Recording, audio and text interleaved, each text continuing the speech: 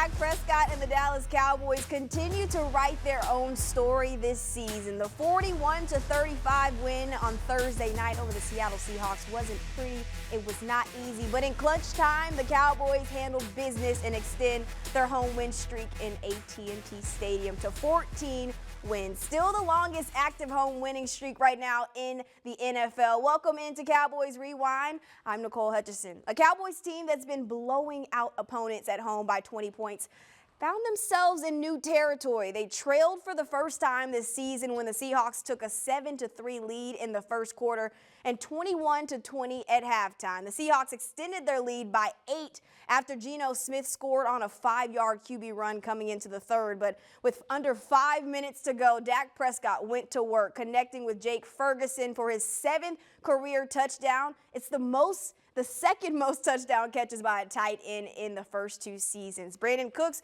put the icing on the cake on that drive with a 2-point conversion. Cowboys had to settle for a field goal on their next drive to go up 6. But Seattle with one last chance to put together a game-winning drive, but the Cowboys pass rush get home, pressuring Geno Smith into an incompletion. A nail-biter of a game, but the Cowboys get it done and move to 6-0 at home this season.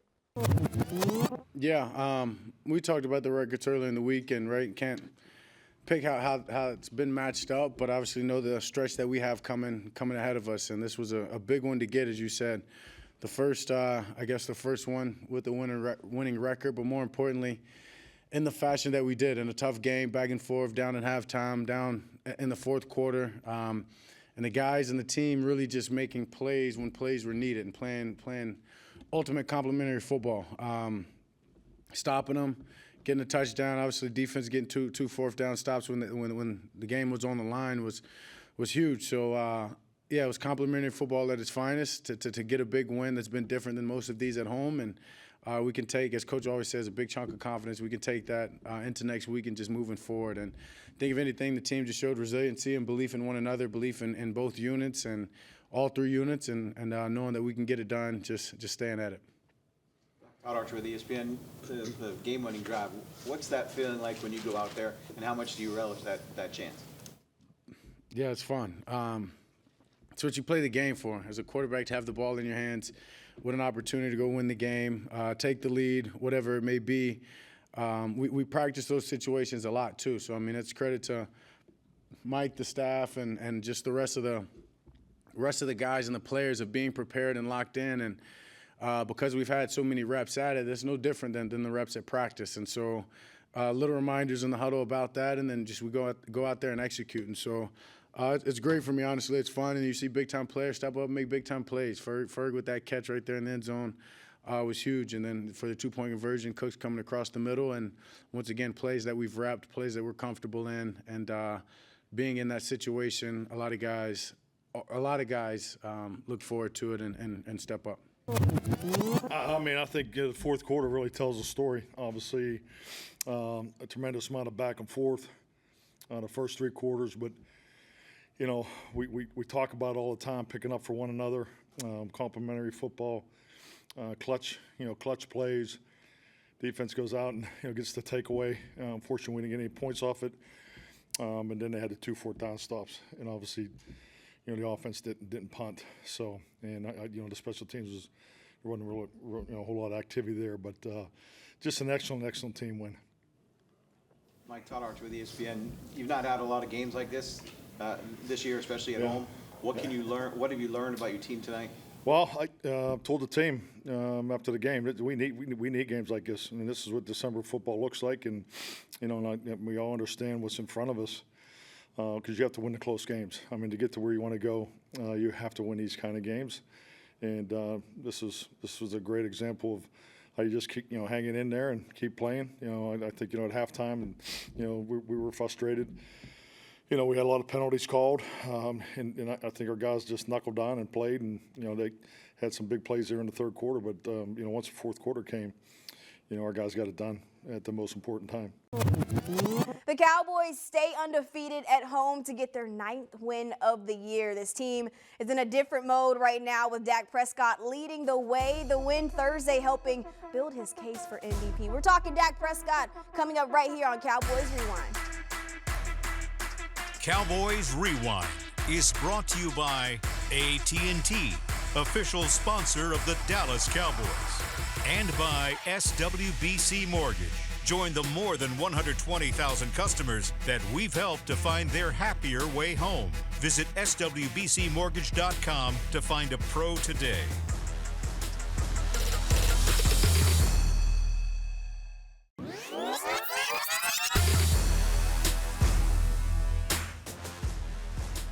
This segment is brought to you by Ashley, the official furniture store of the Dallas Cowboys. People can say whatever they want, but you know, I have the pen, I have the paper, and I'm the one writing. So because I'm playing as well as I am now, doesn't mean that I'm going to stop, doesn't mean I'm going to listen to them now. Appreciate them, but I don't care about their opinions right now any more than I did when they said that, you know, when they're calling for my spot. So as I said, I'm blessed. This last year has been a reflection of that. A lot of great things have happened in my life, and they're going to continue to happen in my life because of my mindset and where I put the value of life. On the same day that Dak Prescott was awarded NFC Offensive Player of the Month, he made his pitch for the league's highest honor. That's called MVP right there. Faced with two different 8-point deficits in the second half, Prescott threw for 299 yards and 3 touchdowns. The exclamation point on November football for Dak, where he's thrown for just under 1,600 yards, 16 touchdowns, and just a single interception. But yeah, Dak's playing great ball. It's fun when when you're in this rhythm. He has such great command, and it's just the connection, with his teammates, on the field at the line of scrimmage. We're getting in and out of things seamlessly. We're playing with a really good pace, and and that's just how we want to play. We want to attack, and you can only do it, with the championship, caliber quarterback, and Dak is that guy. Yeah, Dak's playing great ball, just really in sync. I think just the way they played, and they did a good job up front. It took a while to get some of the runs going, but that's what you got to do in these games. You just got to keep banging away, and we had some big runs come out in the fourth quarter when we needed it. The offensive line came in fresh off 3 straight games of their best football, keeping Dak clean. But on Thursday night, they struggled in moments, giving up 4 sacks, but overall, the protection was good enough to get the job done. Nick Eatman went one-on-one with left guard Tyler Smith following the win.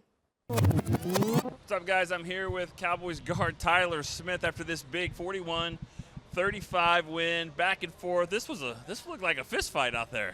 Oh, yeah. I mean, it is one of the best games you can play, man. Them games where it comes down to the wire. I mean, it's really going to test your determination. And I think one thing that just gave us the edge today is just our togetherness. Like, the way we fight, the way we play, the way we do it for the man next to us. And I think that definitely showed today. It never seemed like there was a doubt, even though you guys have won 13 in a row at home. Seattle's bringing it. You guys just kept coming back. What's the confidence like, though, in a game like that? I mean, extremely high. I mean, the guys I got next to me, the guys I got in the backfield, I know they're going to do what they're going to do every play. And so, I'm confident every game, no matter who we're going against. I know we're a championship caliber team. I know we're going to do our thing each and every time. Your quarterback is just playing at a different level right now. When he's in that huddle, what is it like from a confidence standpoint, knowing that he's just dealing right now? I mean, extremely confident. I mean, he's a born leader. I mean, there's not much more you can say about it. I mean, he believes in each one of us. He always picks us up, shows up to work every day, always comes in the game with that same confidence, the same standard, regardless of who we're going against. And so, man, he's just being who he is. Obviously, you got the Eagles next. How hard was it not to look past Seattle? Was that, one of those trap games? Now you can focus on Philly, but was it one of those things where you really had to focus knowing Seattle was going to bring it? I mean, yeah. I mean, it's one of those things where, week to week, you got to focus on the opponent at hand. As much as you want to look forward in the schedule, if you do that, you're not taking your opponent seriously the way they need to be taking it. So I think we definitely, now that we've finished this game, we got the dub. We're going to move on to Philly and do what we got to do there. About 10 days off before that, get a little rest. That's Tyler Smith, Cowboys guard. We'll throw it back to you guys, Cowboys Nation. And the production from the run game was able to carry over from Thanksgiving. Tony Pollard with his 3rd straight touchdown, a career-long touchdown streak. The offensive machine keeps rolling for the Cowboys, over 400 yards of offense with Dak getting 8 different guys involved. Jake Ferguson reeling in the game-changing touchdown in the 4th. CeeDee Lamb just continuing to prove he is him. He finished with his 6th season 100-yard receiving game, 16th in his career, breaking the record of most 100-yard games in a franchise history. His past 7 games, 63 catches for 824 yards, 6 touchdowns. The Cowboys offense is cooking. This Cowboys defense, though, struggling, but able to put together a nice recipe for a win in the end when it mattered. We're talking defense up next right here on Cowboys Rewind. Stick with us. This segment was brought to you by Ashley, the official furniture store of the Dallas Cowboys.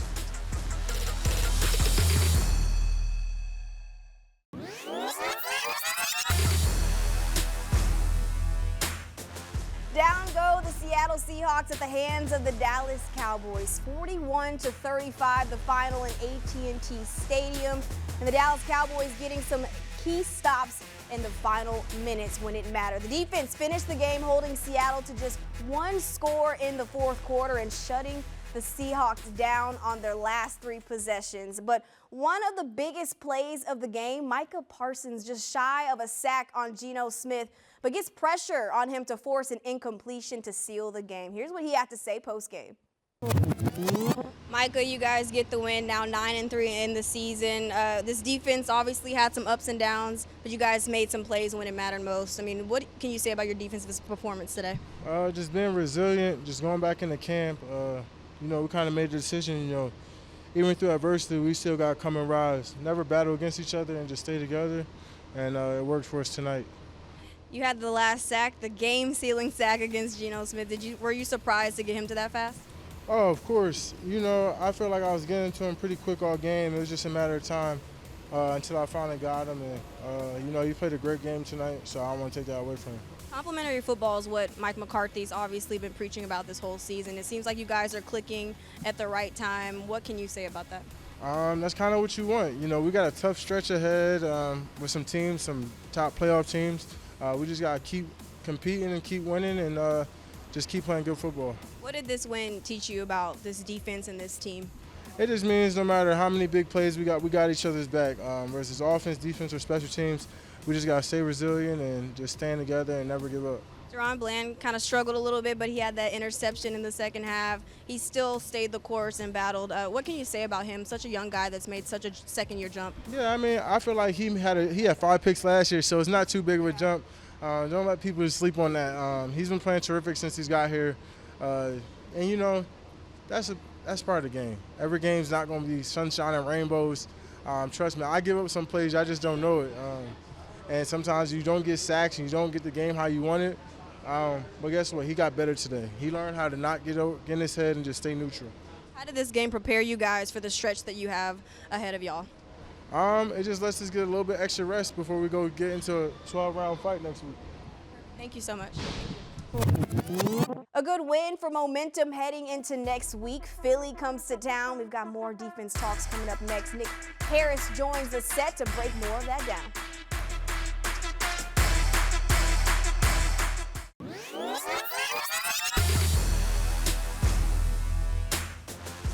Everyone's been questioning the Dallas Cowboys' ability to beat good teams, questioning whether or not they can go toe-to-toe to the wire with good teams. Well, they did that on Thursday Night Football, getting the job done against the Seattle Seahawks, 41-35, their first win over a team with a winning record. I mean, I've got Nick Harris to break down this matchup. And Nick, you have a lot of places that you can start, right? But let's start with that opening drive. Not the drive that you wanted to see from the Dallas Cowboys, but eventually they bounce back, and that's something that we've seen they do over the course of the season. Yeah, absolutely. The Cowboys, they've only scored touchdowns on 2 opening drives all season, and that trend continued as the night went, or as that first drive went on Thursday night. Ended up with a Brandon Aubrey field goal, and Butter Aubrey, he's remaining consistent at least, and it gave the Cowboys points on that first drive. But one thing that you did see on that opening drive was CeeDee Lamb getting involved. It was his 2 receptions for 31 yards, the big 23-yard gainer that got them around midfield, that pushed them into Seahawks territory, and being able to stack that confidence. That's eventually what allowed on the ensuing drive for him to be able to haul in that 15-yard touchdown pass from Dak Prescott. Yeah, CeeDee Lamb, Brandon Cooks, all those guys getting involved, Jake Ferguson. What are you liking from this offense now that we're at this point of the season where really they've got to thrive? Yeah, and you kind of mentioned it. It's getting all of the weapons involved, whether it be Jake Ferguson, Brandon Cooks, CeeDee Lamb. You know, they were talking about in week 3, week 4, talking about the offense specifically, CeeDee Lamb, hey, give me the ball. He was calling for the ball. Since then, he's gotten it. And then about midway through that stretch that CeeDee had, it was Brandon Cooks. Hey, get him the ball, and they've been able to do that. Brandon Cooks was able to lead the team in receiving for the 3 games prior to Seattle. And then it was Jake Ferguson was able to come out on Thursday night and have a 76-yard performance, a big-time touchdown late in the game to give them the lead for good.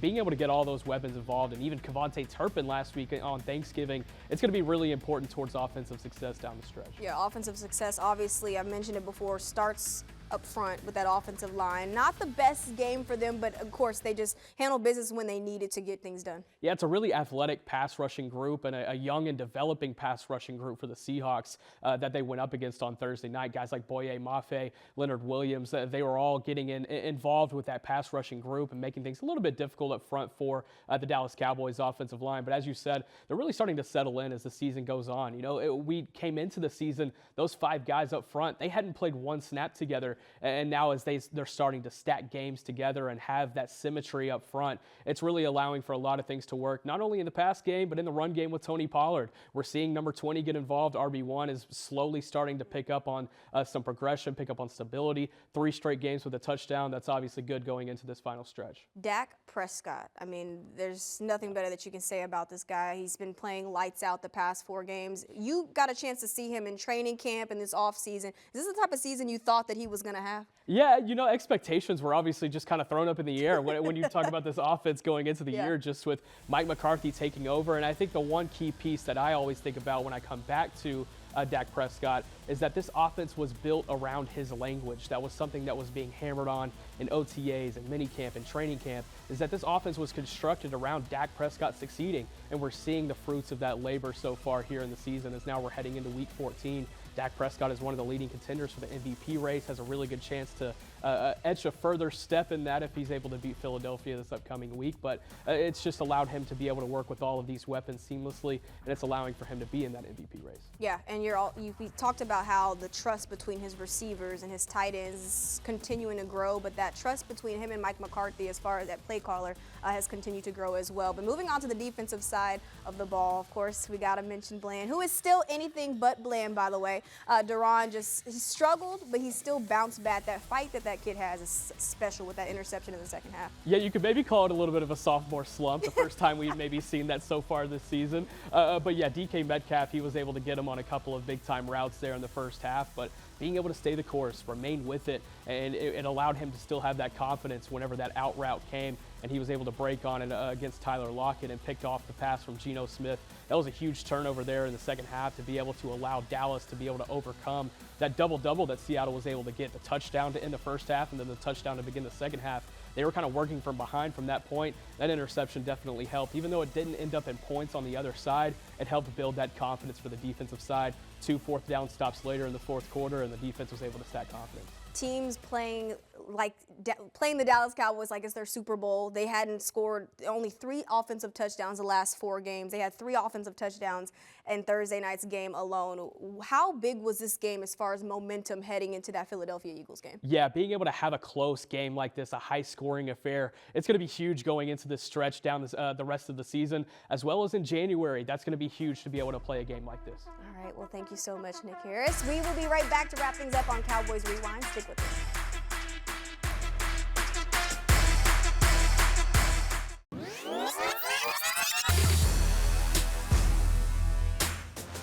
Yeah, I mean, like I said earlier, this game was big for us. Just, those battle-type games, those battle-tested games that you'll need to have and have under your belt later on in the season. And we did a good job, coming out with the win today.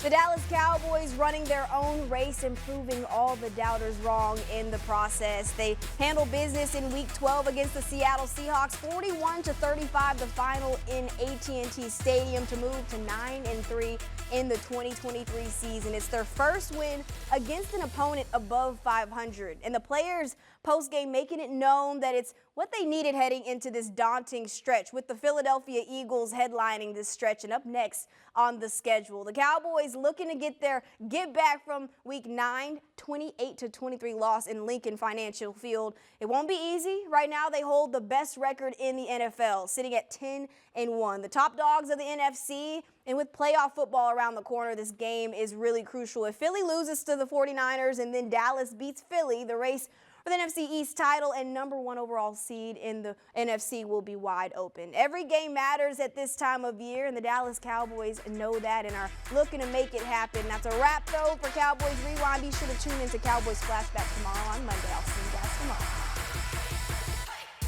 Cowboys Rewind was brought to you by AT&T, official sponsor of the Dallas Cowboys, and by SWBC Mortgage. Join the more than 120,000 customers that we've helped to find their happier way home. Visit swbcmortgage.com to find a pro today.